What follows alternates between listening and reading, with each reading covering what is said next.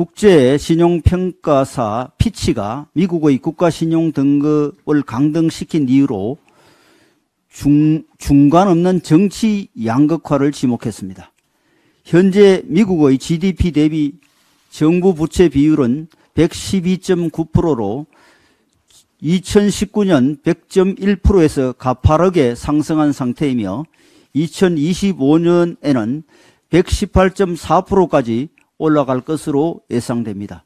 그럼에도 불구하고 미국 경제는 실업률이 3%대에 머물고 경제 성장률도 비교적 양호해서 낙관론이 우세했는데 피치사는 미국 정치권의 부채 문제 해결 능력을 신뢰할 수 없다며 전격적으로 신용등급을 강등시킨 것입니다. 비기축통화국으로서 대외 의존도가 높아 외환 위기의 가능성을 늘 경계해야 하는 우리나라는 이러한 국제신용등급평가의 기준 변화를 충격으로 받아들일 수밖에 없습니다.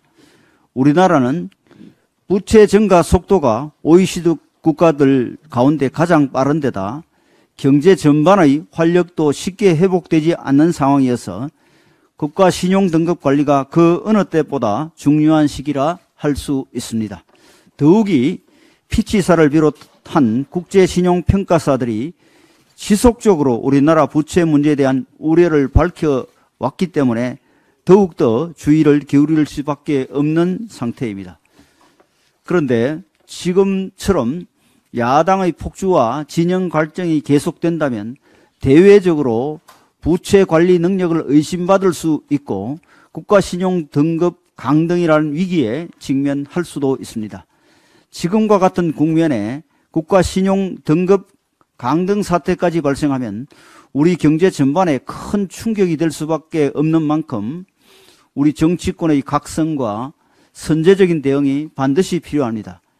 국민의힘은 지난해 9월 관리재정 수지 적자를 GDP의 3% 이내로 제한하는 국가재정법 개정안을 냈지만 민주당이 여러 가지 핑계를 대며 계속 발목을 잡고 있습니다.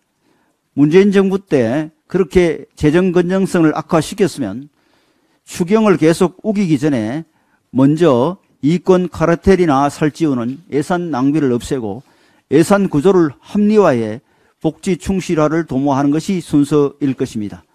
그런 노력은 전혀 하지 않은 채 우리나라는 재정 여력이 있다며 확대 재정만 외치는 것은 총선 승리를 위한 매표용 감언 이슬이자 경제 위기를 부르는 독약입니다. 민주당은 35조 원 추경 주장을 거두고 34개월 동안 국회에서 표류 중인 재정 준칙 도입에 협조해야 합니다. 민주당이 오로지 총선용 현금 살포에 눈이 멀어 나라 빚을 늘리는 데 앞장서다가 미국과 같이 정치 양극화를 이유로 국가 신용등급이 강등된다면 그 후폭풍은 그야말로 심각할 것입니다.